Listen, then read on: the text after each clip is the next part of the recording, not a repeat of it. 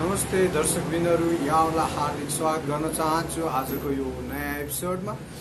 र यहाँहरूलाई के कस्तो छ आशा गर्छु एकदमै रमाइलोसँग यहाँहरूको दिन बितिरहेको छ होला। बर्खा लागिसकेको छ, बिहान अथवा दिउँसो अथवा बेलुकी एकपटक यहाँ पानी पनि परिरहेको छ काठमाडौँमा। यहाँहरूको ठाउँमा पनि अवश्य नै पानीहरू परिरहेको छ होला, किनकि यो समय नै बर्खाको समय हो। र साथीहरू, यहाँहरूले अहिलेको नेपाली राजनीतिक अत्यन्तै उथल पुथल अवस्थामा रहेको छ।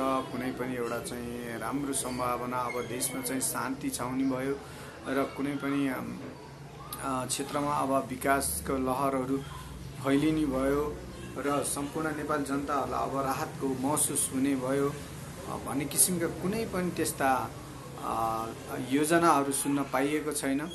हुन त अस्ति भर्खरै बजेट भाषणमा यस्तो हुन्छ उस्तो हुन्छ भनेर चाहिँ बजेट भाषणको बारेमा सुनिसकियो, तर पनि त्यसलाई चाहिँ कार्यान्वयन हुन्छ होला भन्ने आशा चाहिँ रहेन। किनकि नेपालमा जुन सम्भावना बोकेका राजनीतिज्ञहरू छन्, जुन युवा पिँढीहरू छन्, अब त्यसमा चाहिँ अब यी युवाहरूले के गर्छन् है भन्ने खालका एउटा चाहिँ नेताहरूलाई नै जेलमा कोचिएका छन् र उनीहरूलाई चाहिँ कुनै पनि देश विकासको लागि जुन उहाँहरूको एउटा उत्साह, एउटा जाँगर, जुन उहाँहरूले चाहिँ नेपाली जनमानसमा एउटा आशाको रूपमा चाहिँ देखाउनु भएको थियो, त्यसलाई चाहिँ उहाँहरूले एउटा बिरुवामै चाहिँ निमोठेर त्यसलाई चाहिँ एकदम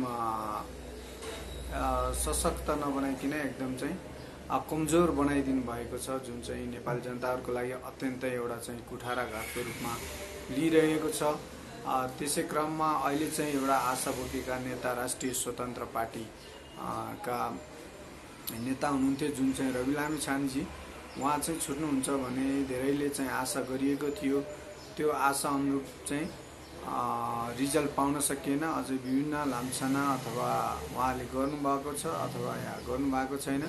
जुन चाहिँ यो सहकारी ठगीको प्रकरण रहेको छ, यो चाहिँ अझै टुङ्गिने अवस्था भएन। किनकि यो चाहिँ अब नेपाली जनताहरूलाई पनि कस्तो लाग्यो भन्दाखेरि, यदि उहाँले गर्नुभएकै ठोस प्रमाण भएको भएदेखि अहिलेसम्म किन प्रमाण गर्न सकेन सरकारले भन्ने एउटा चाहिँ जनगुनासो पनि रहेको छ। र धेरैले चाहिँ उहाँले त्यस्तो गर्नुभएको छैन होला भन्ने एउटा चाहिँ विश्वास पनि रहेको छ नेपाली जनमानसमा। तर त्यो पनि फेरि उहाँले चाहिँ आफूले प्रमाण गर्न सक्नु भएको छैन। उहाँले जुन वकिल लाउनु भएको छ, उहाँ वकिलले पनि प्रमाण गर्न लाउनु भएको छैन। र यस हिसाबले हेर्दाखेरि अहिलेसम्म चाहिँ जुन चाहिँ उहाँको विरुद्धमा जुन वकिलहरू हुनुहुन्छ, उहाँहरूकै जित भइरहेको छ। किनकि उहाँलाई चाहिँ पूर्ण रूपमा मुक्त गर्न सक्ने उहाँको पक्षका जुन वकिल साहबहरू हुनुहुन्छ, उहाँहरूले चाहिँ त्यो गर्न सक्नु भएको छैन, जसले गर्दाखेरि नेपाली जनतालाई एकदमै अहिलेको राजनीतिक अवस्था अन्यलपूर्ण रहेको हामीले पाउन सक्दछौँ। र तपाईँहरूले पनि त्यही महसुस गर्नुभएको छ होला। यहाँहरूलाई पनि के कस्तो लाग्छ कमेन्टमा बताउन सक्नुहुन्छ। मैले चाहिँ नितान्त मेरो एउटा व्यक्तिगत धारणा, एउटा नेपाली नागरिकको हैसियतले गर्दछु, सामान्य नागरिकको हैसियतले। त्यसैले म पनि कुनै पार्टीमा आबद्ध छैन। अहिलेसम्म भोट पनि मैले कुनै पार्टीलाई दिएको छैन, किनकि वैदेशिक रोजगारको सिलसिलामा धेरै समय चाहिँ बाहिरै बसियो र अहिले चाहिँ अब आएपछि नेपालमा चाहिँ भोट हाल्ने अवसर मिलेको छैन। किनकि जुन बेला म भोट चुनाव रहन्थ्यो त्यो बेला प्राय विदेशमै हुन्थेँ। तर अहिले चाहिँ अब 2084 सालमा चाहिँ सायद यहीँ भइयो भने हाल्न पनि पाइन्छ होला। र हुन त नेपाली जनताहरूको भोटको कुनै अर्थ त छैन। जुन अपेक्षा राखेर हामीले भोट हालिन्छ, जुन किसिमका एउटा चाहिँ राजनीतिक पार्टीहरूले चाहिँ नेपाली जनताहरूलाई जुन वाचाहरू गर्नुहुन्छ, त्यो किसिमको वातावरण धेरै कम रूपमा चाहिँ उहाँहरूले पुरा गर्नुभएको छ। भौतिक विकास चाहिँ जस भएको छ, नभएको होइन। गणतन्त्रमा धेरै विकासहरू भएको छ। किनकि हिजोको दिनहरूमा हामीले चाहिँ बुवा अथवा कुनै छोराछोरीलाई बिरामी हुनुभयो भने गाउँबाट डोला खोजेर डोलाबाट चाहिँ हस्पिटलसम्म पुर्याउन निकै कठिन थियो। बाटोघाटो त्यस्तै थियो र कतिपय अवस्थामा त मान्छेहरू एकदम सिरियस अवस्थामा भएर मृत्युसम्म पनि भएको थियो। किनकि त्यो किसिमको सुलभ त थिएन। तर अहिले चाहिँ त्यो चाहिँ भएको छ। तर त्यो हुँदा हुँदा पनि सबभन्दा विकास नभएको राजनीतिक सुशासनमा हो। राजनीतिक सुशासन भइदिएको भएदेखि अरू क्षेत्रमा सबै कुरामा, चाहे मिडिया क्षेत्रमा होस् अथवा फिल्म इन्डस्ट्रीमै किन नहोस्, र सम्पूर्ण मानवता हाम्रो नेपाली जनताहरूको मानसिकतामा होस्, पहिलाको भन्दामा अहिले धेरै चेतनशील भइसकिएको छ र राम्रो नराम्रो छुट्याउने क्षेत्र, राम्रो नराम्रो छुट्याउने किसिमको एउटा चाहिँ मानसिकताको विकास भइसकेको छ। तर यति छुट्याउँदै पनि अझै राजनीतिक पार्टीहरूले नेपाली जनतालाई अझै झुक्क्याउन चाहिँ एकदमै सहज भइरहेको छ, किनकि अब उहाँहरूको अब शक्तिमा हुनुहुन्छ। त्यसै कारणले गर्दा पनि शक्तिको दुरुपयोग भएको छ। हाम्रो चाहिँ भनाइ एउटै के हो भने हामी रवि लामिछानेको पक्षमा पनि होइन र विपक्षमा पनि होइन, तर सत्य तथ्य ल्याएर जुन सहकारी पीडितहरू हुनुहुन्छ उहाँहरूको चाहिँ रकम फिर्ता गरियोस्, सबैले रकम पाउन्।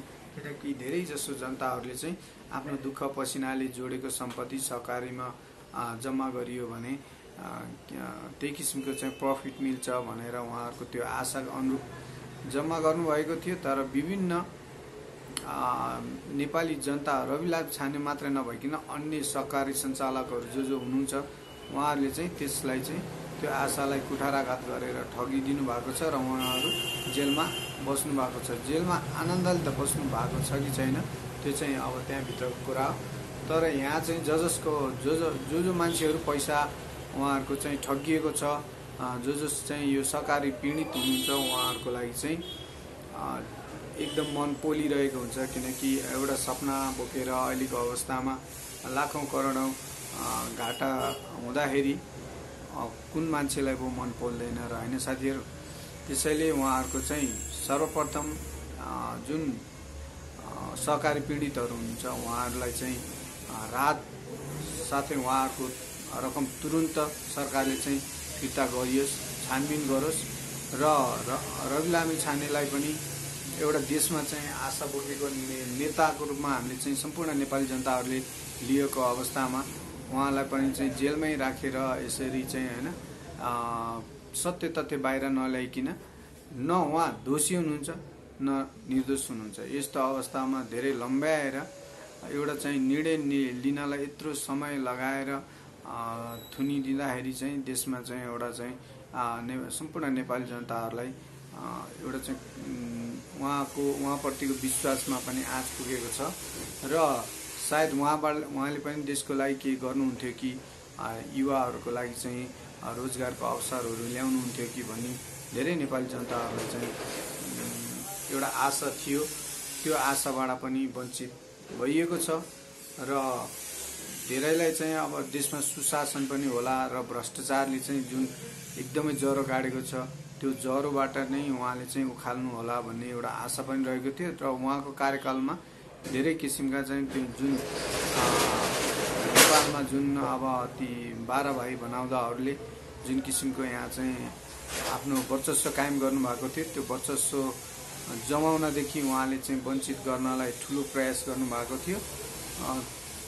तर त्यो सफल हुन सकेन किनकि उहाँको सरकार धेरै टिकेन।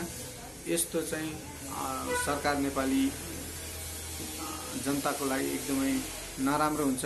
किनकि राम्रो काम गर्नेलाई जुनसुकै पार्टीको होस् सबैले चाहिँ साथ दिनुपर्छ।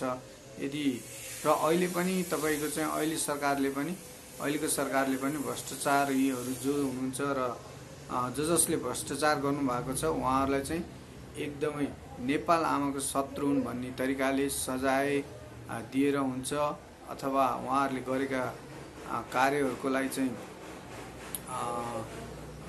के अरे छानबिन गरेर होइन नेपाली जनतामा ल्याएर उहाँहरूलाई अब आइन्दा यस्तो कामहरू